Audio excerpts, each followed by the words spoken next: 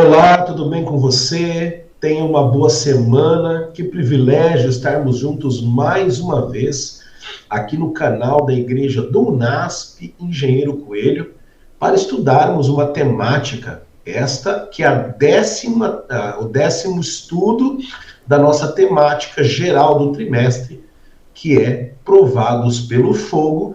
E hoje vamos falar de um tema muito importante dentro do contexto das lutas, das provações da vida cristã.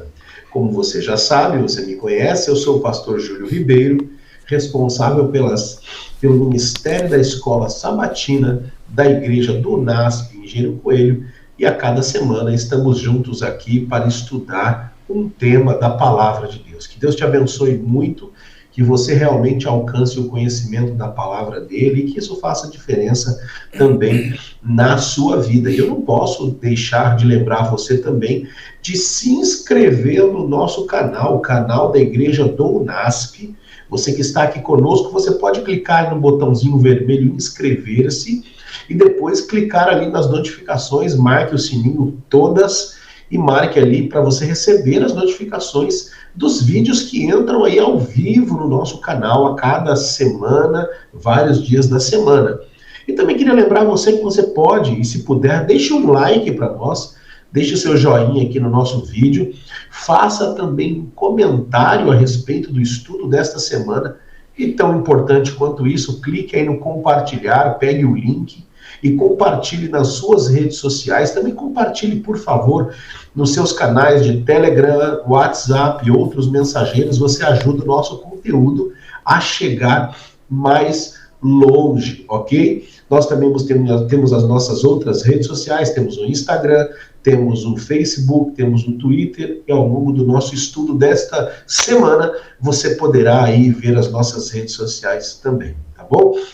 Eu também queria lembrar a todos os amigos que têm interesse em estudar conosco, que você tem acesso gratuito ao guia de estudos do trimestre e da lição desta semana também, através do endereço mais.cpb.com.br/lição-adultos, mais.cpb.com.br/lição-adultos. Você pode ter acesso aí ao conteúdo gratuitamente. Mas se você quer estudar a sua lição da Escola Sabatina, o seu guia de estudos conosco, para poder escrever, marcar, sublinhar, se você quer o guia físico, não é? Eu vou pedir ao pastor Gilberto aí que mostre o guia físico dele, ao pastor Bruno que mostre o dele também. Olha só, o guia físico, né? O livro que você pode... O pastor Bruno já está mostrando aí, o pastor Bruno usa a versão em inglês, não é? Do guia de estudos, o pastor Gilberto já vai apresentar aí o guia físico. Olha só, esse é o em português, está ali na mão do pastor Gilberto, o nosso guia físico. Você pode pedir através desse telefone que está na sua tela, DDD 19 981650008, é o WhatsApp esse número, ou através do e-mail unasp@cpb.com.br. Nós temos a equipe da CPB Livraria, Casa Publicadora Brasileira, a livraria aqui dentro do campus Engenheiro Coelho. Temos os amigos Frank, José Roberto, temos a Angélica, temos a Erifer. Um deles vai atender você e vai te ensinar, te explicar como você pode receber o seu guia de estudos na sua casa, tudo bem? Como fazemos toda semana, você sabe que aqui nós trabalhamos também pela inclusão. Por isso, temos aqui à minha esquerda o professor Márcio, que está interpretando em Libras este estudo para todos aqueles que têm algum tipo de deficiência auditiva. Eles podem ouvir o nosso estudo através das mãos do Márcio na língua brasileira de sinais. Mais uma vez, Márcio, muito obrigado pela sua presença. E para aqueles que são cegos ou têm algum tipo de baixa visão, eu faço agora a minha autodescrição. Eu tenho pele branca, rosto arredondado, meus cabelos são cortados bem baixinho na máquina, eu tenho olhos castanhos escuros, olhos um pouquinho puxados, eu estou usando um óculos de armação horizontal, não é? Quase imperceptível, assim, bem fininha. Eu estou usando uma camiseta azul marinho, com um paletó cinza claro, E atrás de mim tem 3 estantes de livros vazias, porque eu ainda não coloquei os livros aqui na minha nova residência, ainda estamos organizando, então você tem aí a estante vazia, e ao meu lado esquerdo, em cima, um pedacinho da janela de madeira aqui do meu escritório. Estou sentado aqui. Bom, para agora que nós já fizemos a nossa autodescrição, já apresentamos também aí o professor Márcio, nós vamos entrar na temática, mas antes eu vou apresentar os nossos convidados, mas nós vamos entrar na temática desta semana. Eu tenho como convidado aqui, e fico muito feliz com a presença dele, o pastor Gilberto Tais. Pastor Gilberto Tais, que é diretor de saúde, de mordomia cristã, do Ministério da Família e também do Ministério das Possibilidades, lá em Fortaleza, e trabalha na Associação Cearense da Igreja Adventista do Sétimo Dia, ou seja, ele é responsável por essas 4 áreas em todo o estado do Ceará. Pastor Gilberto também tem um site, Fé ou Fideísmo, e ele tem nas suas redes sociais, @Gilberto Tais, você pode aí seguir o Instagram, o Facebook, as redes sociais dele, e o canal no YouTube dele também, Fé ou Fideísmo, o site dele. Procure por Gilberto Tais, Fé ou Fideísmo, no Google, certamente vai encontrar as referências aí. Pastor Gilberto, seja bem-vindo e obrigado por aceitar o nosso convite para a lição desta semana. A nossa gratidão pelo convite mais uma vez, e que a graça e o poder de Deus seja sobre todos vocês que estão sempre acompanhando a lição da Escola Sabatina. A minha autodescrição: eu tenho cerca de 1,67 m, eu tenho a pele moreno claro, uso óculos, né? Estou nesse momento com um blazer cinza, uma camisa vinho por debaixo do blazer.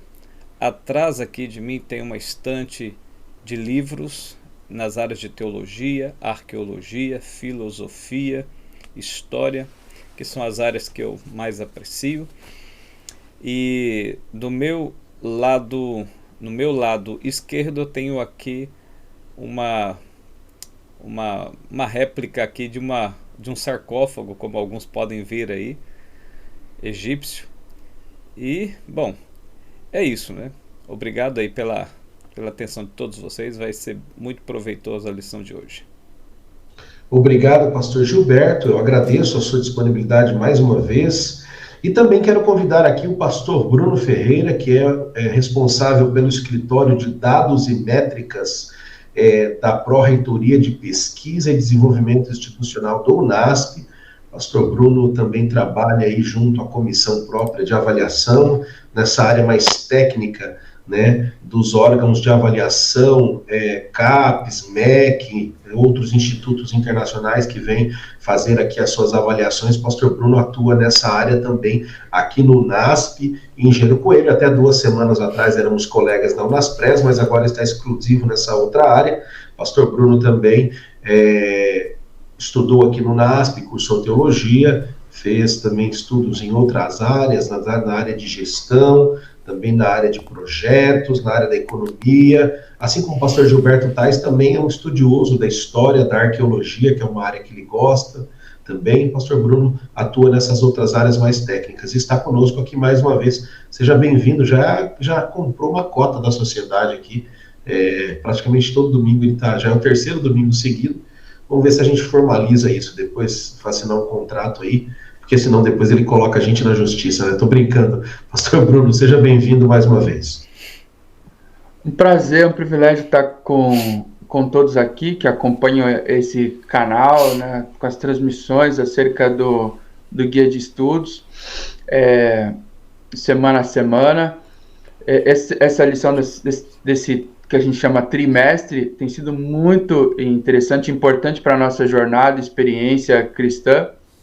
Basicamente, assim, fazer o meu autorrelato é fácil de fazer, né? São poucos elementos, não tem cabelo, né? Então tá bem baixinho, raspado, a barba feita, uma camisa social xadrez, e tô aqui sentado no sofá aqui aconchegante, para a gente poder passar esse tempo juntos, conversando sobre a temática da lição da Escola Sabatina. Pastor Bruno, muito obrigado. Pastor Bruno também, para os que não sabem, ele possui uma deficiência visual, não é? Pastor Bruno usa lentes, aí ele sempre fala. Ele tem cerotocone, é uma deficiência visual, se eu não me engano, é 20 graus de cada lado aí de miopia, né, Pastor Bruno também. Pastor Bruno faz parte aí do grupo, e eu quero aproveitar e mandar um grande abraço para o Renato Fernandes Rocha Couto, Pastor Bruno, que é lá de Taubaté. O Renato, ele possui uma deficiência visual total, ele é completamente cego, e ele gosta do nosso programa, ele sempre acompanha, ouvindo aqui a gente. Então vocês percebem a importância, não é, Pastor Gilberto, da autodescrição, para que as pessoas que não têm a visão possam aqui nos acompanhar. Um grande abraço para o Renato e todos os irmãos lá de Taubaté. Pastor Bruno, por gentileza, nos traga a oração nesse momento, pedindo a bênção de Deus sobre nós, para nós entrarmos na nossa temática, por favor. Oremos. Santo Deus, obrigado pela tua bondade e misericórdia que tem acompanhado o teu povo por gerações ao longo da história deste planeta. Que de maneira especial agora, ao revisitarmos as Escrituras, os ensinamentos que ali estão, os princípios do teu governo, que possamos ser iluminados, que guiados pelo Espírito possamos internalizar esses princípios em nossos corações. Isso suplicamos em nome daquele que é o bom pastor, Cristo Jesus. Amém. E para você que nos acompanha, o tema desta semana é mansidão no crisol. Aliás, vamos pensar um pouco qual a relação que existe entre o sofrimento e a mansidão. No meio das dificuldades da vida cristã, como nós podemos ser testemunhas a outras pessoas sobre calma, sobre mansidão? E como a mansidão pode ser uma força e não uma fraqueza para o cristão? Esses são os temas que iremos estudar na lição desta semana, e como temos sempre um verso para memorizar, eu quero convidar você a abrir a sua Bíblia no Evangelho de Mateus, no capítulo 5, verso 5, que é o nosso verso para memorizar. Mateus capítulo 5, verso 5, acompanhe na tela, ou na sua Bíblia, está escrito assim: Bem-aventurados os mansos, porque herdarão a terra. Mateus capítulo 5, verso 5. Pastor Gilberto Tais, quero começar com o senhor o estudo desta semana, na lição de domingo. Ela traz o título Pão Quebrado e Vinho Derramado.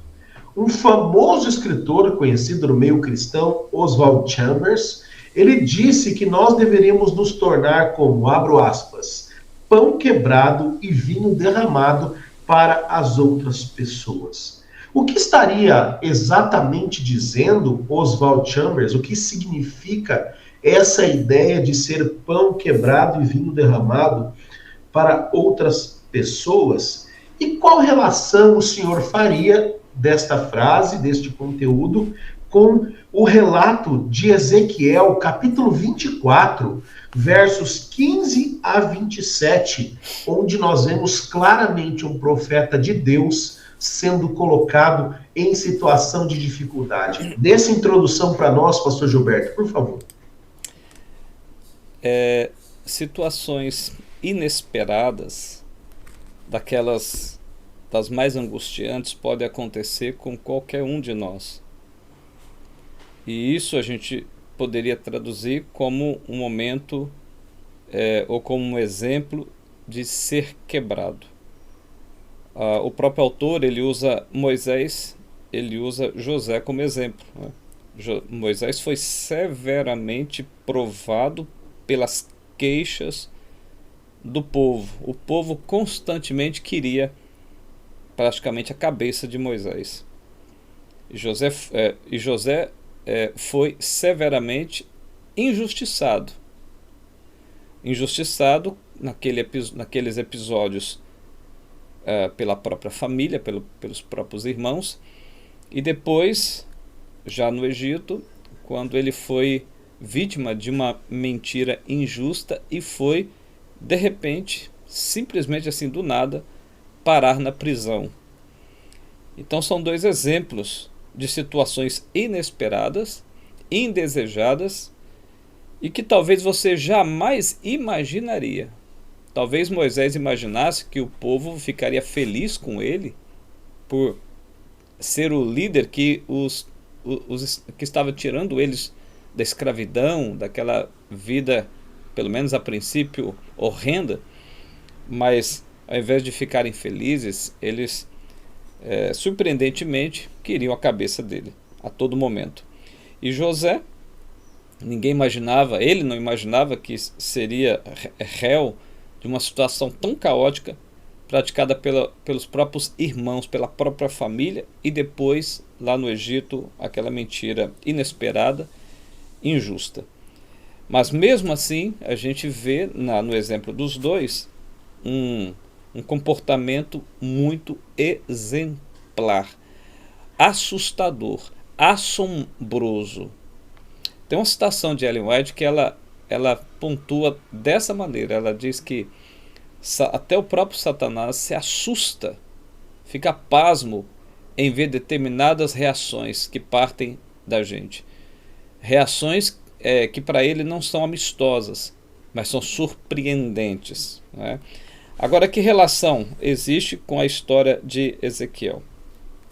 A história de Ezequiel é uma história um tanto complexa, difícil, mas alguns interpretam essa narrativa como sendo uma ação direta divina, de fato, na morte da esposa de Ezequiel, mas outros entendem que, na verdade, houve aqui uma permissão divina. Ela estava prestes a morrer e houve uma permissão divina para a sua morte. Mas são duas ideias diferentes, mas independente de ter sido uma ação provocada direta de Deus ou apenas a permissão divina, o que a gente sabe é que a morte repentina da esposa do profeta passa a ser uma profecia em ação.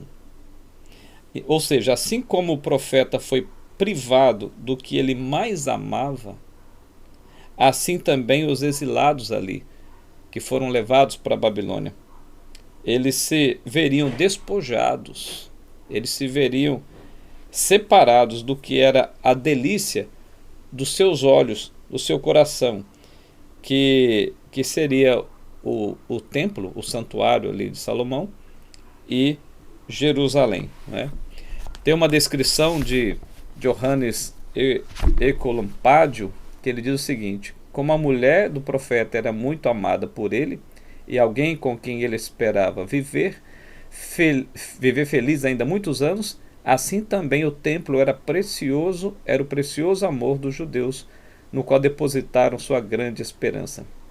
Agora, por esse sinal do profeta, eles foram despertados. Depois, William Grenhill escreveu que Deus pode colocar, e de fato coloca, seus próprios servos fiéis em situações difíceis e indesejadas, para nisso declarar qual será a condição dos ímpios. Assim vos servirá Ezequiel de sinal. Então ele foi um sinal. E o mais curioso na narrativa é a maneira como Ezequiel deveria se comportar. Deveria agir de forma serena, polida e mansa diante da ocorrência. Eu digo o seguinte: é claro, ninguém é masoquista a ponto de gostar de passar por experiências tão trágicas. Ninguém é. Mas infelizmente, essa citação também está nos livros de Ellen White. Ellen White escreveu que às vezes a única ferramenta que Deus tem em mãos para alcançar o coração do ímpio, ou alcançar o coração daquele que é cego no orgulho, alcançar o coração mau do indivíduo, a única ferramenta que às vezes Deus tem em mãos para isso é justamente permitindo a dor, o caos, as coisas surpreendentes, o pão quebrado e o vinho derramado. Infelizmente, é a única. Se Deus não fizesse uso, ou se Deus não permitisse situações assim, dessa maneira, muitos corações jamais dariam voz ao Espírito. Então, se essa for a única ferramenta, ela vai ser bem-vinda, porque Deus não quer perder ninguém. Ele quer alcançar o máximo de pessoas possível. Então, para ultrapassar a barreira do orgulho, da prepotência, da arrogância humana, às vezes é necessário permitir certas situações para conseguir a sua voz ser ouvida e atendida e o coração renovado, restaurado. Pastor Gilberto, obrigado. Não sei se o pastor Bruno quer fazer um complemento, mas hoje, por exemplo, eu passei por situações na vida que hoje eu enxergo que eu precisava daquilo, né? Eu precisava aprender uma lição. E a gente não enxerga isso na hora, né? E eu demorei um pouquinho a época para perceber que havia um certo tom de arrogância, de exaltação, e Deus me permitiu passar por uma dificuldade que eu entendi. Então, realmente, é muito importante isso que o senhor falou. Deus, ele tem ferramentas que nós desconhecemos. E muitas vezes, a pior delas aos nossos olhos é a única que nós podemos reagir, né, positivamente. Obrigado por essa introdução. Pastor Bruno, quer complementar a fala do pastor Gilberto? Tem um detalhe em Ezequiel, né, no capítulo 24, ali no verso 26, que me chamou muita atenção. Assim, na minha experiência, né, diz lá: Filho do homem, eis que às súbitas tirarei a delícia dos teus olhos. Essa expressão, delícia, para mim foi muito marcante. A minha esposa, ela tem um nome de origem hebraica, né, que é Naomi ou Noemi. E o significado desse nome é agradável, doce, ou em inglês seria delícia, delight. E eu fiquei pensando na situação do profeta de receber essa mensagem. Vou tirar a delícia dos teus olhos. Eu fiquei pensando, imagina se Deus falasse isso para mim, né? Como é que eu ia me sentir nessa situação? Como o pastor falou, pode ser que a gente esteja falando no contexto metafórico, como um sinal, tentando...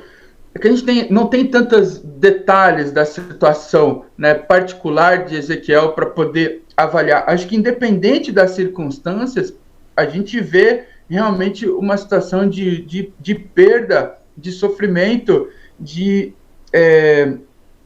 romper com aquilo que era muito importante para ele, né? Não é só... Deus apresenta a esposa como quase uma preciosidade, né, que Ezequiel ele possuía.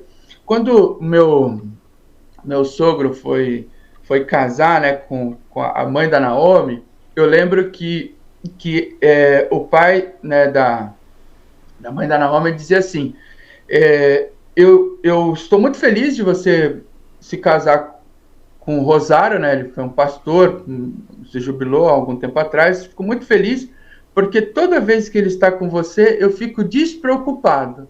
Então, assim, o pai entendia que ele estava transferindo, né, não só a esposa, mas transferindo para alguém que ia ser responsável por cuidar dela. E me parece, da forma como é descrita as características, ou a perda pela qual Ezequiel ia passar, que realmente era uma pessoa muito preciosa aos olhos de Ezequiel, e que ele, de alguma forma, tinha esse senso de cuidado, de responsabilidade, esse senso de valorização dessa pessoa que estava com ele. E aí é mais forte, para mim, a história, porque Deus fala assim: você vai lidar com os sentimentos dessa perda de uma forma diferente da qual nós costumamos reagir. A gente fala muitas vezes a gente esbraveja com Deus: não deu certo isso, as coisas não aconteceram como eu gostaria. E quando a gente pensa num nível de perda tão intenso e profundo assim, a joia preciosa da vida de Ezequiel está sendo perdida, e que Deus está falando: você vai ter que lidar com as emoções de uma forma controlada, submissa, né, sem esbravejar, sem agir de forma inadequada. E, inclusive, você precisa manter a linha, porque isso tem que ser um exemplo para que o povo vai passar. É muito difícil, né? Deus fala: acho que a primeira pergunta que eu me faria no caso de Ezequiel é: mas por que o senhor me escolheu para passar por isso? Não tem como ensinar o povo de outro jeito, não. Não tem como, né, transmitir a mesma lição de um jeito menos doloroso. Por que eu estou falando isso? O pastor Gilberto trouxe, né, a questão do Espírito de Profecia, e o Espírito de Profecia ele fala uma coisa bem interessante. Muitas vezes é assim que Deus ensina a humanidade, através do sofrimento de outras pessoas que Deus enxerga como seus colaboradores sobre essa terra, e que ele fala que essas pessoas, através do seu ministério, que muitas vezes é carregado de sofrimento, ele acaba sendo uma lição para as pessoas que estão ao redor. E de alguma forma a gente vê isso também expresso em Cristo. Cristo carrega sobre si grande sofrimento, seu ministério é carregado de grande sofrimento, mas ele é a revelação plena de Deus, né, através do sofrimento. Perfeito, pastor Bruno. E já aproveitando aqui a questão de Cristo como intercessor, na lição de segunda-feira, pastor Bruno, o título é Intercedendo pela Graça, a gente tem um relato ali em Êxodo, quando o ser humano, o povo de Israel, desce para adorar o bezerro, aliás, está adorando o bezerro de ouro, e ele desce ali para Moisés, desce um monte com as tábuas da lei, e aí Deus fica bravo porque o povo adorou a ídolos, etc. Deus decide matar todo mundo, segundo o relato bíblico, e começar através de Moisés uma nova nação. Olha que privilégio. É como se Deus dissesse: Moisés, sai da frente um pouquinho que eu vou acabar com esse problema e a gente começa de novo. E é interessante aqui, pastor Gilberto e pastor Bruno, que Moisés diz: não, senhor, por favor, se o senhor acabar com eles, tira meu nome também do livro, né? Uma intercessão aqui, no momento de dificuldade, você vê alguém que seria exaltado por Deus, mas ele não quis em prol do sofrimento alheio. Pastor Bruno, que papel Moisés desempenha nessa passagem de Êxodo e que razões ele dá a Deus para que Deus não destruísse o povo que havia literalmente adorado um ídolo, né? Como que se dá esse relato aqui? Existem na Bíblia assim, dois grandes paralelos de intercessão. Aqui em Êxodo 32 a gente vê a intercessão em Moisés, e depois lá em Romanos capítulo 9 nós vemos uma intercessão bem similar em Paulo. Em Paulo fala: eu gostaria... depois de falar que nada pode nos separar do amor de Deus, ele fala: eu gostaria de ser anátema, contanto que os judeus, né, vamos dizer assim, a minha etnia, a origem, o povo da qual eu sou originário, pudesse estar novamente próximo a Deus. Esses dois personagens, eles têm características muito interessantes. Os dois são apresentados inicialmente como assassinos, e os dois tentam fazer justiça pelas próprias mãos. Moisés, no Egito, ele se prepara para ser um governante, ele tem todo o preparo bélico, estratégico, ele tem toda uma exposição importante, né, sobre o funcionamento desse grande império mundial. E quando ele vê ali ações de injustiça, ele tenta proteger um hebreu, e ao tentar proteger, ele vai lá e mata um egípcio. Depois ele vê uma situação de confronto entre dois hebreus, e ele é questionado, e o próprio hebreu vira para ele e fala: mas você vai também matar, que nem fez com o egípcio? Então, esse senso de justiça, de tentar corrigir, de resolver o dano, inicialmente levava Moisés a fazer justiça pelas próprias mãos. E a gente também vê isso em Paulo. Paulo, quando ele vê surgindo a igreja cristã, esse novo movimento, ele tenta, pelo seu zelo, corrigir aquilo, e ele vai perseguir os cristãos, ele vai participar ali né, do julgamento de Estevão. A gente vê isso claramente ali e a partir do capítulo 6, 7 de Atos. Os dois, eles acabam passando por processos traumáticos que levam a uma transformação na forma como eles lidam com a injustiça. Moisés vai ser enviado, de certa forma, ao deserto, e esses 40 anos do deserto são 40 anos de aprendizado. Aparentemente esquecido do propósito inicial de Deus, o que acontece? Ele, no deserto, aprende a lidar com a ovelha fraca, sem conhecimento, totalmente desprovida, que necessita de cuidados, num lugar austero, né, em meio ao deserto, com escassez de recursos, e o coração dele vai abrandando.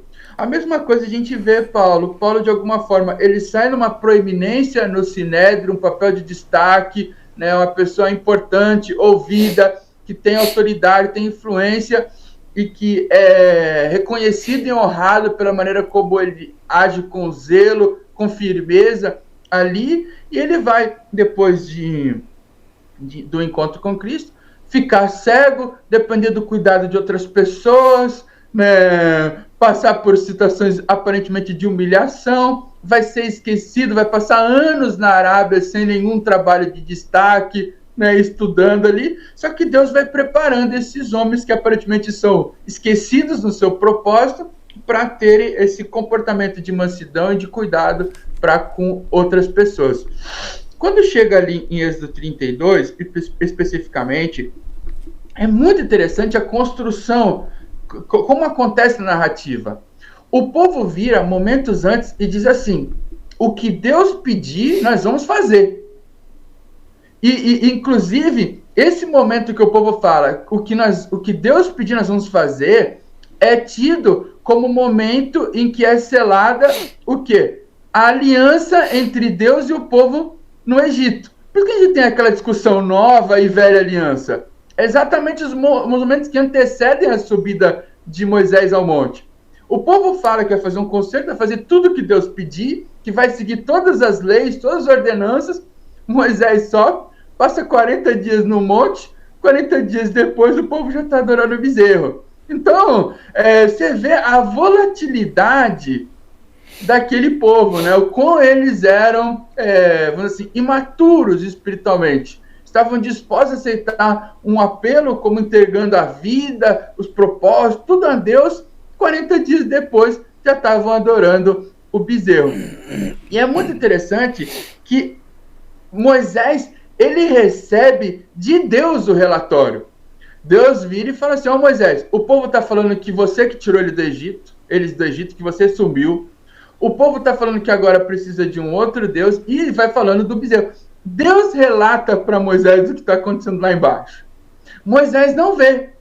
Só que nesse momento, vamos dizer assim, Moisés, ele recebe o relato de Deus, ele está distante da situação, e ele só vê as implicações de Deus destruir o povo naquele momento. E como ele vê as implicações, ele pensa na desonra aparente ao nome de Deus com os outros povos, e ele vê as implicações daquilo, o coração dele é compelido a suplicar e interceder pelo povo. E essa súplica é tão intensa e profunda, isso acontece tanto com Moisés quanto com Paulo, que ele fala assim: eu preferia estar excluído da relação com Deus, ou excluído, no caso de Moisés, do livro da vida. Quando chega nesse ponto de intercessão, quando você olha um líder disposto a sacrificar, de certa forma, a sua influência, a sua autoridade, ou até mesmo o seu legado, até mesmo aparentemente as suas recompensas eternas, em prol daqueles que ele está cuidando, daqueles que ele está liderando, né, você vê realmente ali uma transmissão do caráter de Deus para com o ser humano. Moisés, ele faz essa súplica, Deus concede, mas você vê que Moisés, de certa forma, ele também, quando vê a situação, quando ele realmente desce no monte e ele vê o que está acontecendo, porque ele só tinha ouvido o relato de Deus. Quando ele vê, ele fica tão bravo que ele pega as tábuas e quebra as tábuas. né? Ele não tinha ainda visto a situação, ele só ouviu o relato de Deus. Só que, de certa forma, o relato de Deus o preparou para duas coisas: para lidar com a rebeldia e, ao mesmo tempo, manifestar nele esse comprometimento de cuidado e de intercessão por aquele povo rebelde. Deus, ele muitas vezes nos ajuda, né, através do sofrimento, das dificuldades, a dedicar mais plenamente no serviço de outras pessoas, né? Obrigado, pastor Bruno. E pastor Gilberto, já falando sobre essa questão de Moisés, a lição de terça diz: devemos amar quem nos fere. A gente sabe que Moisés foi atacado no deserto pelo povo, esse povo que ele se colocou na frente de Deus e disse: Senhor, não mate a eles, por favor, senão eu também quero morrer. Ele foi atacado e mesmo assim, pastor Gilberto, ele defendeu esse povo. Alguém certa vez disse que amar nossos inimigos, então não significa que devamos amar a lama em que a pérola está enterrada. Significa que amamos a pérola que está na lama e que Deus não nos ama porque somos amáveis por natureza, mas sim porque nos tornamos amáveis porque Ele nos ama. Pastor, quando o senhor vê essa frase, você deve amar os seus inimigos, quando nós, normalmente, como seres humanos, olhamos para os nossos inimigos, sendo bem honesto, o que nós enxergamos? A pérola ou a lama que está ao redor da pérola? E que ligação isso tem com Mateus 5, de 43 a 48, o famoso Sermão do Monte, não é? Mateus capítulo 5, 6 e 7, quando Jesus nos chama a amar os nossos inimigos e orar por ele. O que realmente Deus está pedindo de nós nesse contexto, pastor Gilberto? Se a gente às vezes é tentado a olhar com desprezo e com escárnio para quem é amigo, quem dirá para quem se coloca como inimigo? O nosso coração mau, muito mau, não vê com bons olhos quem pisa em nosso calo, de forma alguma. O texto de Mateus, eu vou ler aqui porque eu preciso da leitura para explicar. O verso 43 diz assim: ouvistes que foi dito, amarás o teu próximo e odiarás o teu inimigo.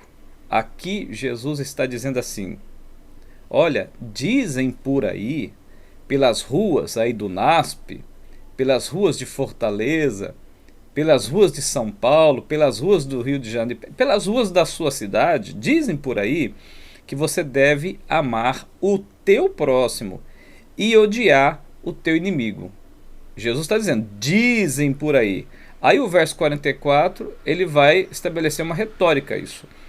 Eu, porém, digo diferente.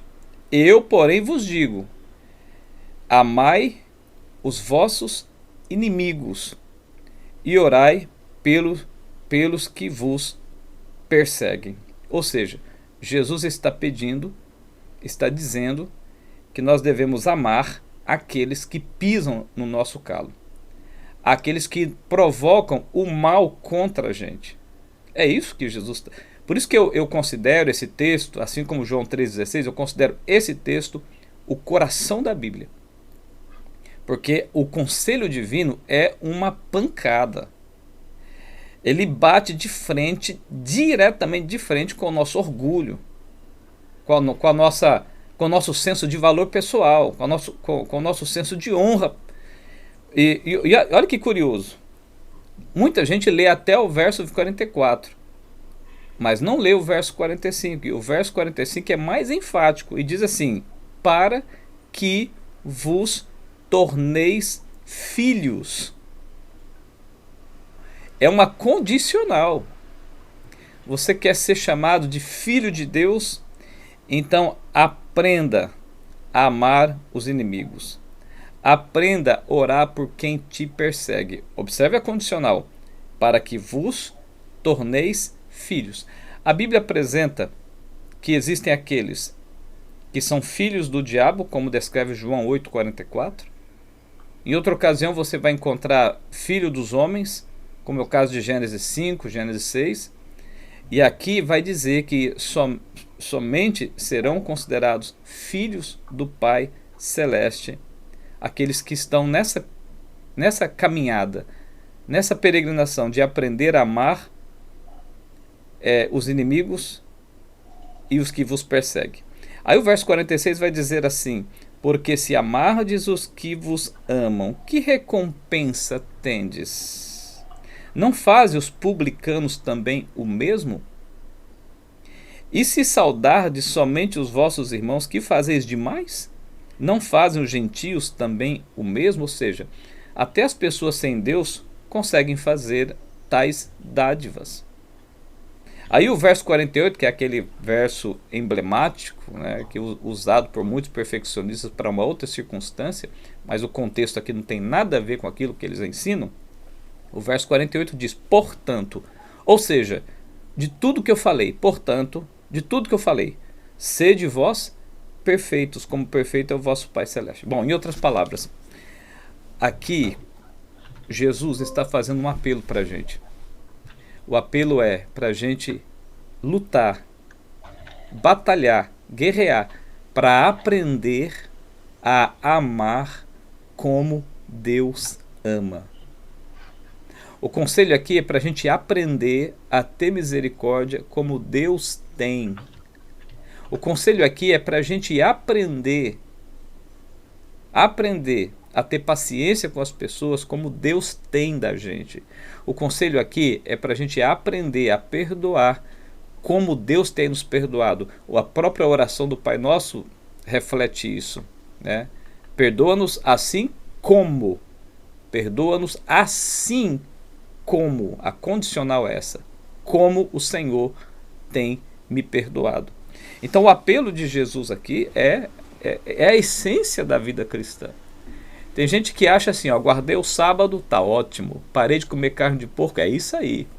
Não uso aquilo, não uso isso, não como aquilo, como alguns gostam de colocar na mesa, né? Para alimentar o ego de um bom cristão, de alguém bem comportado na fé cristã. Olha, lamento dizer, a essência, o alicerce, o fundamento de fato do verdadeiro cristianismo é o amor. E não é o amor como Jesus apresentou aqui, de amar a quem se espera ser amado. É fácil amar quem ama a gente. Não há esforço, não há mudança, não há... Até os bandidos de alta periculosidade amam os seus próximos, os seus amigos leais, a sua família, os seus filhos, até eles amam, não é? Então o que Jesus está dizendo aqui é que esse amor precisa ir além do que é óbvio. Então o apelo aqui é para a gente aprender a amar como Deus ama. Aprender a ter misericórdia como Deus tem. Aprender a perdoar o próximo como Deus perdoa. E nada menos que isso. Ah, pastor, mas isso é muito difícil. É claro. Agora a gente percebe uma coisa. De fato, guardar o sábado não era tão difícil assim como a gente imaginava. Parar de comer carne de porco é muito fácil, comparando com isso aqui. A gente percebe que muitas coisas se tornam facílimas quando a gente coloca isso aqui na balança, porque isso aqui é a dificuldade. No Éden, quando Deus criou Adão e Eva, diz o texto, no final da criação, eis que tudo é muito bom, ou seja, o bem que existia em Deus, que existe em Deus, passou a ser refletido no caráter de Adão e Eva. Eles refletiam o bem, a bondade de Deus em seu caráter. Mas quando o pecado entrou no mundo, isso foi desfigurado. E o caráter do bem, do bom, do belo, do amor de Deus no caráter de Adão e Eva se tornou o caráter da traição, das marcas da traição do caráter de Satanás, que é a ira, que é o ódio, a vingança. Agora o Espírito Santo quer lapidar, quer trazer de volta a gente ao Éden. Ele quer nos levar de volta ao Éden. Levar de volta na prerrogativa. Eis que tudo é muito bom novamente. Ou seja, o bem de Deus, o bom de Deus a bondade de Deus, o amor de Deus, através do Espírito Santo, numa vida renovada, numa vida de entrega, numa vida de confiança, numa vida de aceitação. O Espírito Santo quer lapidar justamente o texto de Mateus 5, 43 a 48. Quando diz, portanto, sede vós perfeitos, como Pai do céu perfeito, está falando de buscar, de permitir que o Espírito lapide em nós esse amor profundo, essa bondade de Deus em nós. Pastor Gilberto, sensacional, hein? Pastor Bruno, ficou mais difícil aí, hein? Que coisa impressionante, não é? Mas é isso que Deus exige de nós. E para você que nos acompanha, Pastor Gilberto, ele foi no cerne, porque foi exatamente o que o Senhor Jesus fez, não é? Quando lá na cruz ele tinha lá embaixo, aos pés da cruz, a multidão gritando: você não é filho de Deus, desce daí, se salva. De um lado, um dos ladrões dizendo: você não é filho de Deus, salva você e a nós. E é impressionante que o Senhor Jesus, na sua declaração, ele diz: Pai, perdoa porque eles não sabem o que fazem. E aí ele vem e diz, quando alguém bater na sua face, dê o outro lado. E hoje nós escutamos amigos na igreja, até pastores dizendo: não é bem assim, a gente não pode ser besta. Hoje nós temos cristãos que são rebeldes, né? Cristãos que são, digamos, mais como Pedro, né? Que reagem. Mas a palavra de Cristo é que nós devemos ser calmos, mansos, dar a outra face quando nos derem de um lado. Devemos pedir a Deus que os perdoem quando eles nos ferirem. Que exemplo, pastor Gilberto, realmente é muito fácil fazer muitas coisas. Difícil é ser um cristão verdadeiro à luz do Sermão do Monte. Pastor Bruno, a lição de quarta-feira, e fique à vontade para comentar também a de terça, a lição de quarta-feira tem como título Boca Fechada. E como é difícil para nós isso, não é? Mas os exemplos mais poderosos de mansidão no crisol na Bíblia vêm de Cristo. Por exemplo, quando em Mateus 11, 29, ele diz: aprendam de mim, porque sou manso e humilde de coração. O que o Senhor Jesus quis dizer com isso? É que nós não temos ideia do que realmente é ser manso. Pastor Bruno, lendo 1 Pedro capítulo 2, dos versos 18 a 25, quais são os princípios de mansidão, de humildade no meio da provação que precisamos aprender com o Senhor Jesus e que aqui são apresentados pelo apóstolo Pedro? Foi muito interessante que você,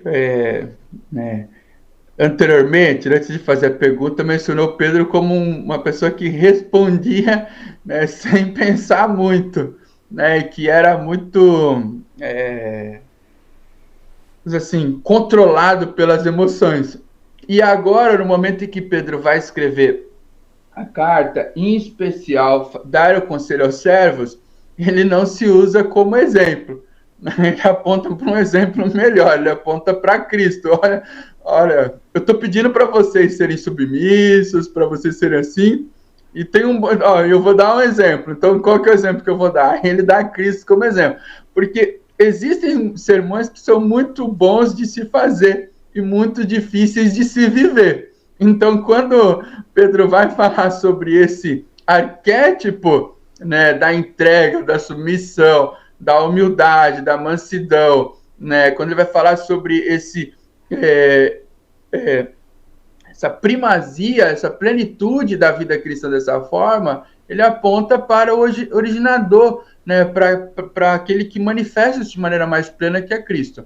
E ele dá algumas informações sobre Cristo. Eu vou me concentrar a partir do verso 21. Porque Cristo sofreu em vosso lugar. Nossa noção de justiça, nós estamos acostumados a falar da justiça, as pessoas fazerem a coisa certa, né? A justiça da retidão.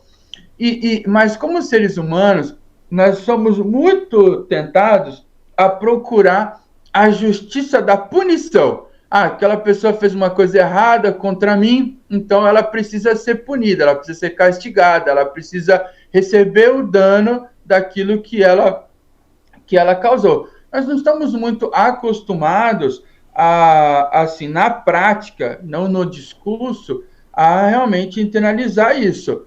Sofrer em lugar do outro. E muitas vezes sofrer o dano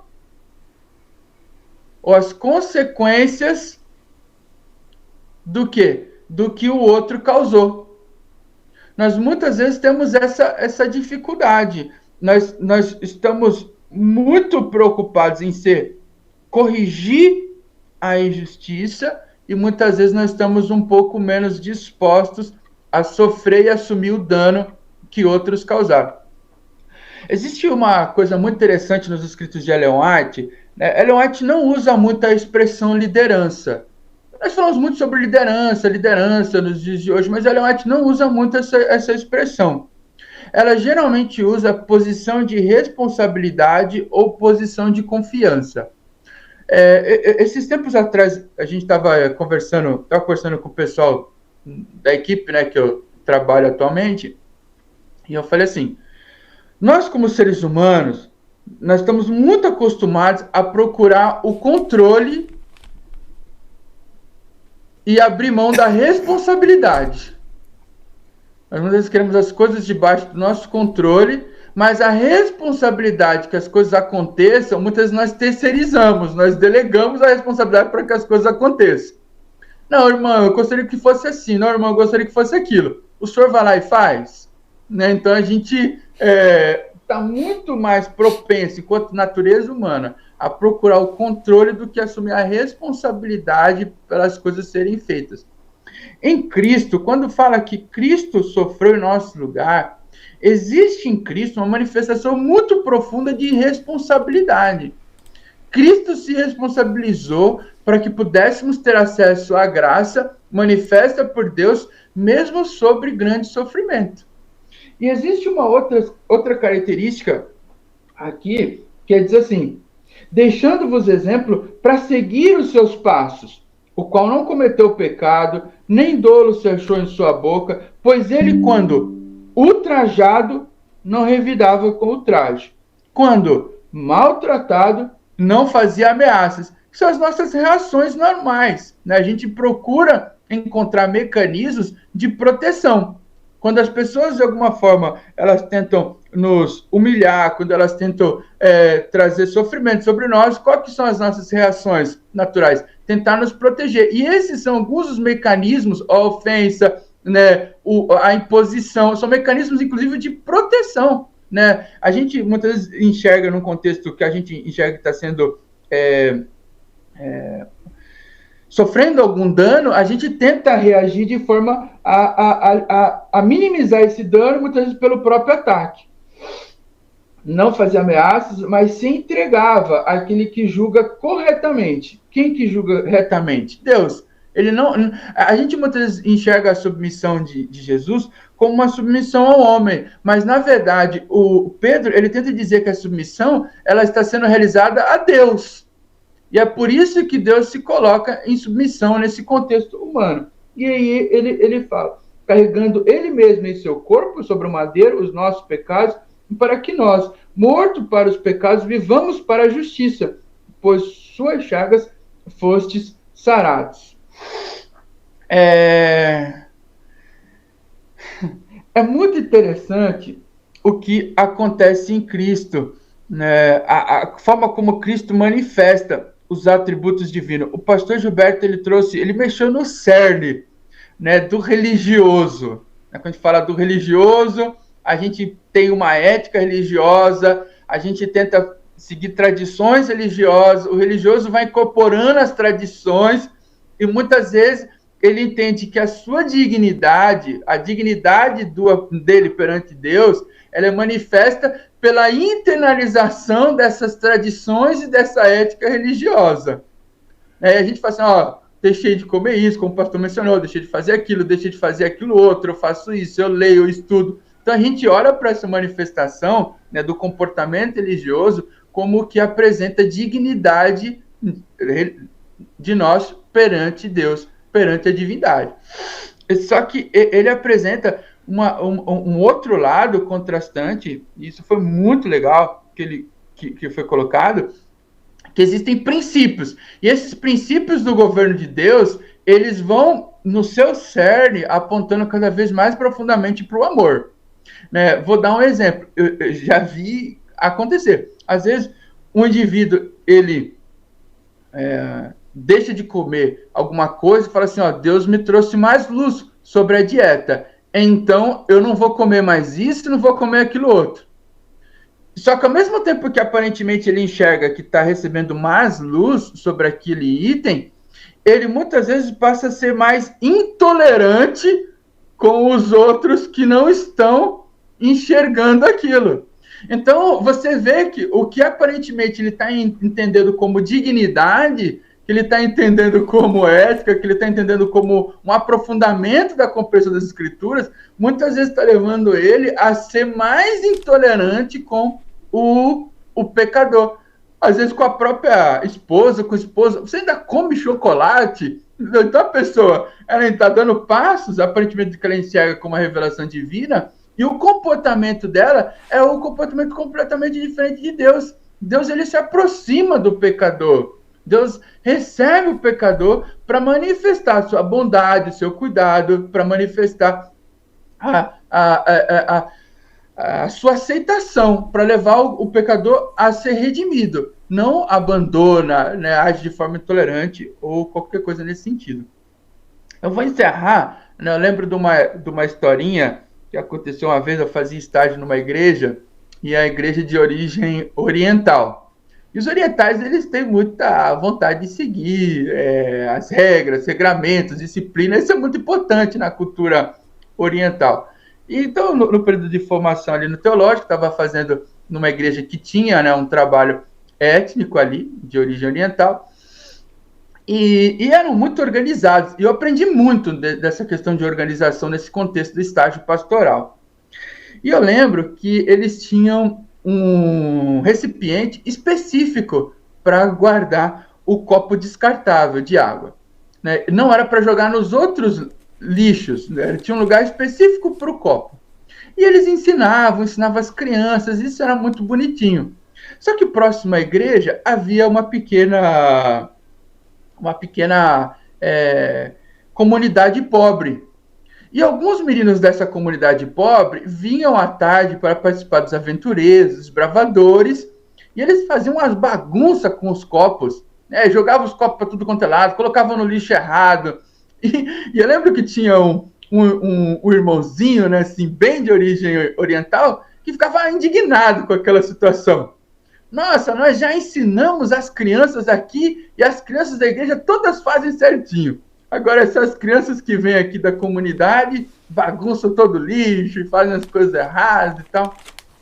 E eu falava assim, irmão, vamos orar para continuarmos tendo lixo, então, bagunçado.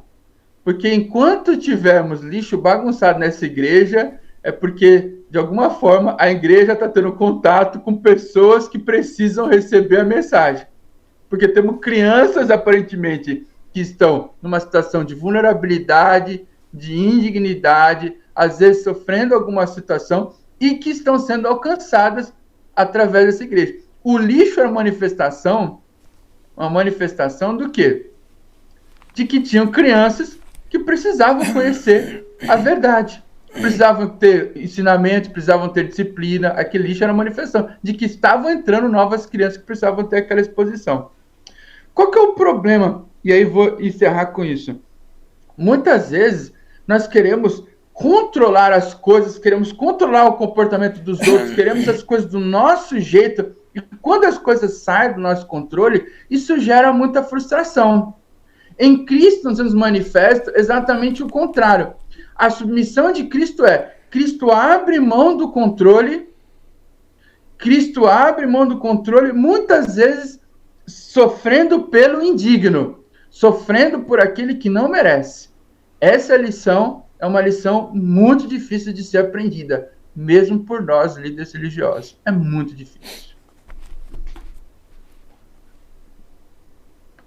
Sem dúvida, pastor Bruno, é importante a gente aprender mais de Cristo, né? Eu me lembro agora de uma frase, não sei se é de Gandhi ou se é de Buda, mas a frase famosa diz: eu seria um seguidor de Cristo se não fossem os cristãos, né? Às vezes o grande problema do cristianismo, né, Pastor Gilberto, são as atitudes dos cristãos. Mas, Pastor Gilberto, chegando aqui no final do nosso estudo, a lição de quinta-feira, e o pastor Bruno fica à vontade depois também, se quiser comentar, tem como título Nossa Rocha e Refúgio. Quando lemos o Salmo 62, o que nós entendemos como ser o cenário onde esses versos estão construídos e que princípios espirituais podemos aprender ou extrair da fala de Davi e aplicar na nossa vida? Afinal, Cristo, como que ele é apresentado sendo a nossa rocha, nosso refúgio, a nossa fortaleza? Ok, Júlio. A frase "eu seria cristão se não fosse os cristãos" foi proferida por Mahatma Gandhi. E de fato, é uma triste realidade, porque é de onde nós deveríamos extrair os melhores e maiores exemplos do verdadeiro cristianismo, do amor de Deus, da misericórdia, da bondade, da compaixão, né, da serenidade, do perdão. Eu queria só comentar rapidamente uma questão da lição de quarta, eu já entro na pergunta que você fez. O texto de 1 Pedro 2, 18 e 19 diz: servos, sede submissos com todo o amor ao vosso Senhor, não somente se for bom e cordato, mas também aos que são perversos. Aí o verso 19: porque isto é grato, que alguém suporte tristezas, sofrendo injustamente. Por qual motivo? Por qual razão eu devo suportar a injustiça e aquele que pratica a injustiça? Por motivo de sua consciência para com Deus. Bom, eu resumo esse texto da seguinte maneira: lá no mundo, quem é que vence? No mundo sem Deus, sabe quem vence, sabe quem ganha? É quem dá o soco mais bem dado. No mundo sem Deus, ganha quem grita mais alto. No mundo sem Deus, ganha quem é mais forte, quem quebra mais dentes. No reino de Deus, vence, ganha quem é mais humilde. No reino de Deus, vence, ganha quem ama mais. No reino de Deus, vence, ganha quem perdoa mais, quem tem mais misericórdia, quem tem mais compaixão. No reino de Deus, são esses que ganham, e ganham para valer. E esse conselho serve, não é apenas para lidar com relações externas. Esse conselho serve para lidar com relações internas também, entre marido, mulher, que às vezes há uma disputa, né, ali. Eu não admito você levantar a voz para mim, eu não admito você agir assim, eu não admito você dizer isso. Não se esqueça, com Deus quem é que ganha? É quem ama mais, é quem é mais humilde, é quem perdoa mais. Esses é quem são os vitoriosos. Agora, na pergunta que você me trouxe de quinta-feira, nossa rocha e refúgio, é simples. Quando fala de nossa rocha e refúgio, é simples. E Davi, ele é apresentado aqui como exemplo, porque Davi sofreu uma perseguição.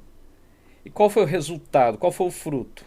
O fruto que a gente vê, o resultado disso é confiar, entregar, depender. Eu me lembro de uma cena em que uma criança pequena foi colocada em cima de algo que do chão dá em média de 1,5 metro de altura. Aí um rapaz foi lá na frente, ficou distante ali mais ou menos uns 60, 70 centímetros e disse: pula que eu te pego. A criança não pulou. Outro veio e disse: pula, que eu te pego. A criança não pulou. Quando veio o pai da criança, se aproximou e disse: pula que eu te pego. A criança rapidamente pulou. É apenas para ilustrar que não é qualquer um que está pedindo para a gente pular. É Deus. E isso significa confiança, entrega, dependência. Mas como assim? Tudo que nós falamos aqui, é possível que alguém que está assistindo agora talvez tenha pensado assim: meu Deus, eu estou perdido. Meu Deus, o que vai ser de mim? Né? Porque quando a gente fala que precisa aprender a amar quem pisa em nosso calo, aprender a amar quem é injusto com a gente, quem persegue a gente, ou os nossos filhos, ou a nossa mãe, o nosso pai, a nossa família. De imediato, o nosso desejo é de confronto. O nosso desejo é de entrar para a briga e pagar com a mesma, no mínimo, com a mesma. Esse é o sentimento de um coração mau, que nasceu na rebelião. O nosso coração, ele é rebelde. E é exatamente isso que o Espírito quer fazer em nossa vida, tirar essas marcas distintivas do caráter de Satanás. Porque o que o diabo quer, quando alguém te ofende, o diabo quer que você se inflame e vá lá e honre a você.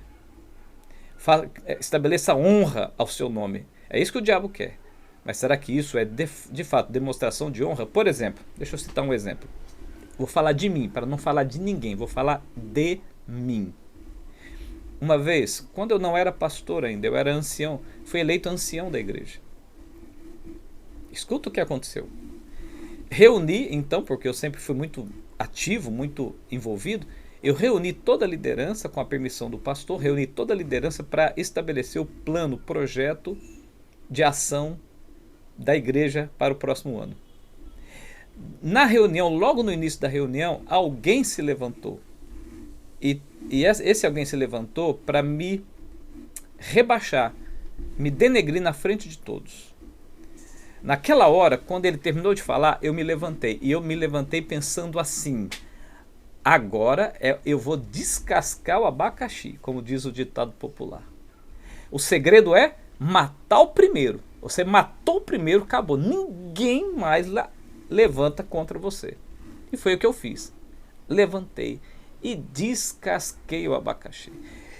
A pessoa murchou, ficou assim, foi murchando e ficou quieta. E todo mundo assim pasmo, só observando e ouvindo atentamente. Eu naquela hora me senti honrado. Eu lavei a alma, como diz o ditado, né? Matei o primeiro. Agora, tipo, quem vai ser o próximo? Quem é o próximo? Tipo assim, fui embora, acabou a reunião, fui embora. Eu fui embora assim, orgulhoso, com o salto alto, o queixo lá em cima, pensando comigo: mexe comigo de novo. Bom, dormi aquela noite, em paz, e acordei no dia seguinte em trevas. Porque no dia seguinte o orgulho já não estava mais lá nas alturas, o orgulho já estava lá embaixo, no pé. Quando o orgulho desapareceu, então veio todo o sentimento. Eu comecei a ruminar a ocorrência do dia anterior. E eu me senti naquela hora profundamente envergonhado, humilhado. Eu me senti humilhado, envergonhado.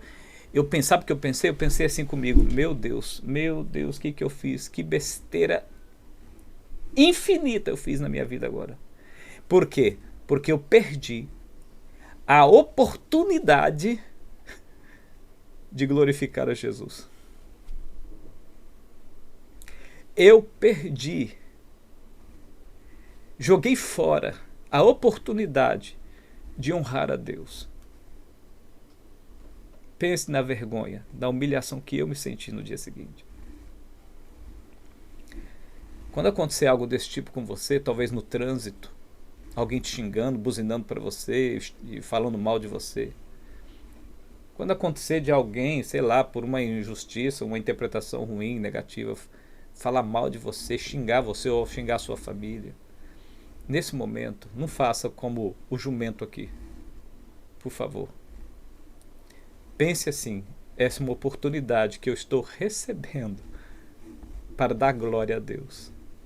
É como diz Provérbios 15, verso 1. O que diz Provérbios 15, verso 1 mesmo? Quem se lembra? Eu vou abrir aqui porque eu quero ler na íntegra. A resposta branda desvia o furor. E a língua dos sábios, verso 2, adorna o conhecimento. Percebe? Aí depois mostra a diferença daquele que não é sábio. Eu fui um jumento naquela hora e eu desonrei a Deus naquele momento. Então, o que a gente precisa aprender com Cristo sendo a nossa rocha, o nosso refúgio? Viver com os olhos plenamente no céu, confiar nele, entregar, depender, deixar que Ele responda em nosso lugar. Como diz Paulo, não vivo eu, mas Cristo vive em mim. Deixe Cristo viver através de você nesses momentos cruéis. Deixe Jesus responder por você, agir por você nesses momentos de injustiça, de ódio, de raiva que surge dentro do coração. Deixe Ele responder por você. Não tome a frente, não responda, porque senão você vai fazer besteira. Tem uma citação de Ellen White que ela diz assim, e eu termino com isso, Júlio. Se conhecêssemos o futuro como Deus conhece, nós tomaríamos as mesmas decisões que Ele toma por nós. Por isso é importante, deixe Ele viver através das suas atitudes, das suas ações. O silêncio, em alguns momentos, é ouro, é sabedoria. Às vezes a resposta mais sábia que você pode dar numa circunstância difícil, a resposta mais sábia é o silêncio. É isto. Pastor Gilberto, a gente agradece muito esse seu exemplo pessoal aí, e realmente quem nunca fez isso, né? Me lembro de uma experiência do pastor Batistotti, que hoje está na TV Novo Tempo. Ele nos contava que certa vez no trânsito uma mulher fechou ele de um jeito assim que foi inacreditável, e na hora a vontade dele ali foi reclamar, buzinar, xingar, mas o Espírito ali o abrandou, ele deu um sorriso para ela e eles continuaram. Ele chega na igreja para pregar e na porta ali uma irmã apresenta uma senhora, era aquela senhora que eu havia fechado no trânsito, e disse: pastor, essa é minha amiga, ela vem a primeira vez à igreja. E a mulher ficou toda constrangida: pastor, me desculpe, eu te fechei no trânsito. Imagine se ele tivesse deixado o velho homem arranhar o caixão, né, pastor Gilberto? Eu teria perdido completamente aquele contato. Então, realmente, a gente precisa ser abrandado. Pastor Gilberto, eu ainda tenho uma pergunta ao pastor Bruno. Eu sei do seu compromisso de viagem. Fique à vontade, caso precise sair. Nós vamos só encerrar aqui. Mas espero contar com o senhor mais uns minutos, mas se precisar, fique à vontade, tá bom? Eu já agradeço antecipadamente. Pastor Bruno, e se você quiser incluir experiências pessoais também, como a humildade nos permite superar mágoas e aborrecimentos? Quem nunca passou por um momento de humilhação, de mágoa? Mas como a humildade nos ajuda, pastor Bruno? A humildade, ela é um artefato raro. Nós vimos muito, né, o pessoal fala muito sobre a questão tem nos últimos dias, em algumas redes sociais, principalmente redes sociais voltadas à parte profissional, LinkedIn e algumas coisas, falado de vários CEOs indianos, né, na IBM, Google, Twitter, presidentes de grandes empresas, Peps, grande parte são indianos. Mas existe essa questão da humildade muito forte na relação de serviço na Índia, isso internalizado na cultura. E você vê isso muito forte nesses líderes. Eles têm tanto domínio técnico, matemático, né, domínio da expertise, sentam lá, vão ler uma tese, só que ao mesmo tempo você vê também essa capacidade de trabalhar de forma colaborativa, lidar com as diferenças, você vê essa situação de servir o indivíduo que está sendo liderado por você.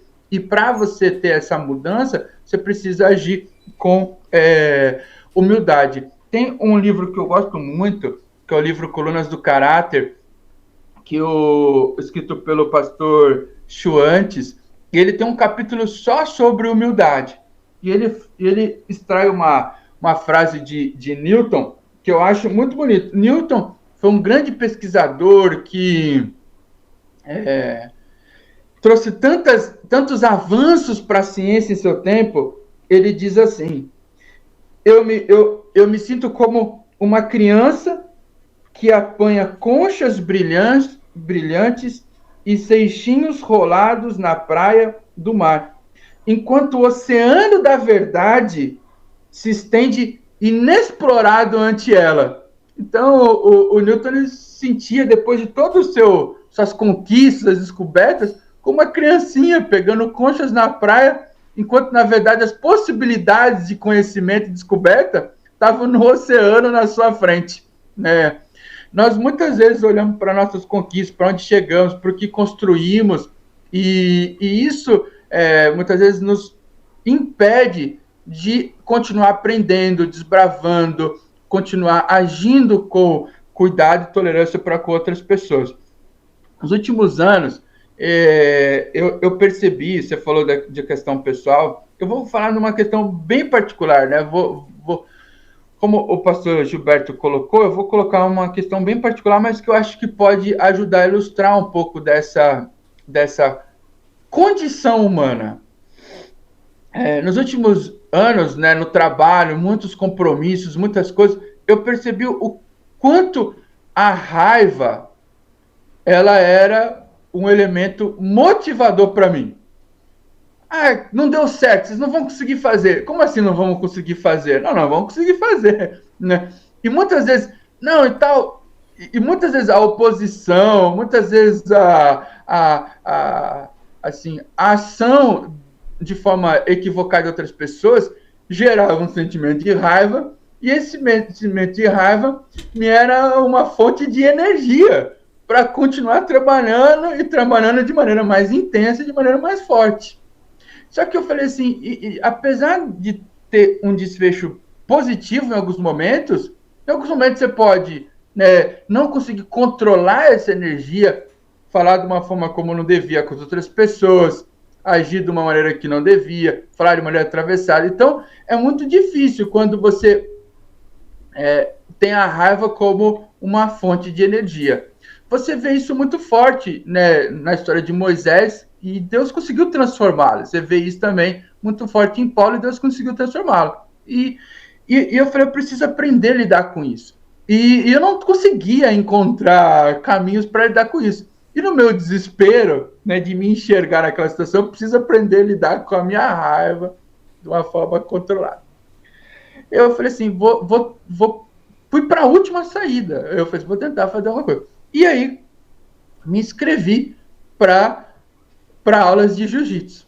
Falei assim, vou lá naquela situação e vou tentar ver se nessa situação eu consigo aprender a dominar a minha raiva. Era ao meu ver, a minha última esperança. Eu orava, eu pedia a Deus, mas me ajuda a lidar com isso.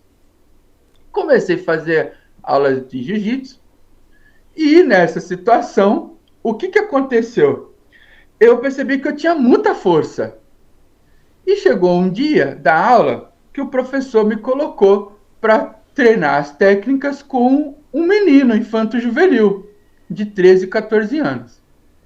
E naquele momento, ele virou para mim e falou de uma forma assim, que o menino não ouviu. Ele falou assim, só toma cuidado que ele é um infantil. Então eu tinha que fazer tudo aquilo, a minha força, a minha técnica, só que controlar de forma que eu não criasse dano no menino. E nós estamos tão acostumados a reagir com a mesma intensidade, e quando você precisa dosar sua força e intensidade, é um negócio muito difícil.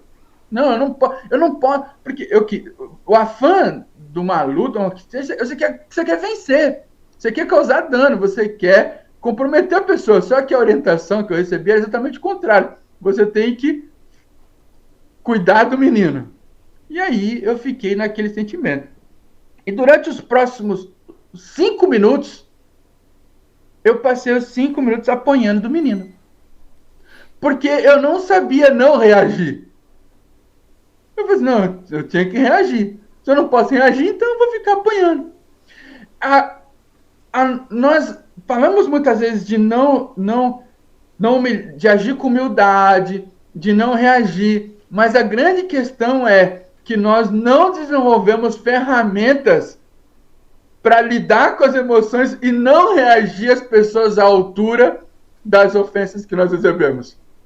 Quando nós temos que fazer o contrário, o dor e o sofrimento, não é só a dor da ofensa que nós temos que lidar, é com a dor de não reagir. Então você tem a dor da ofensa somada à dor da sua aparente não reação. Não estou fazendo nada.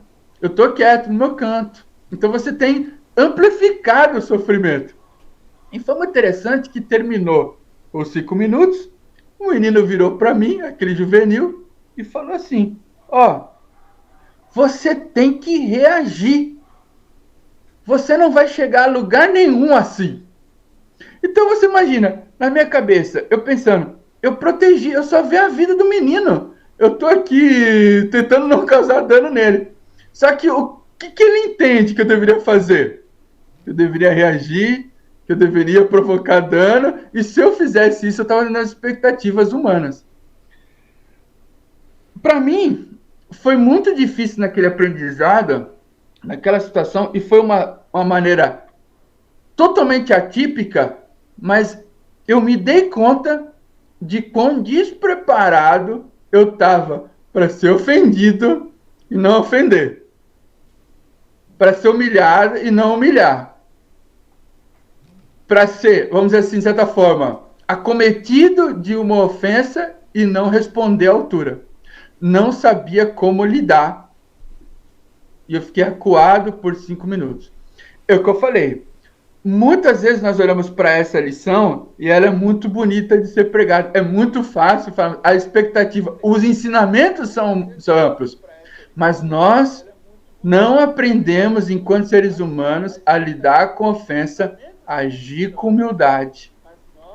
E aceitar, muitas vezes, o dano e as consequências, as implicações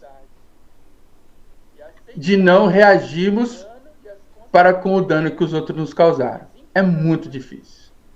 E para encerrar, pastor Bruno, eu me lembro da história de Moisés, Números capítulo 12, quando Miriam e Arão se levantam contra ele, porque aparentemente ele era diferente, Deus tratava Moisés diferente, e a gente percebe um levante ali, né, pastor Gilberto? Arão, Miriam principalmente, se levantando contra Moisés, que é o seu irmão.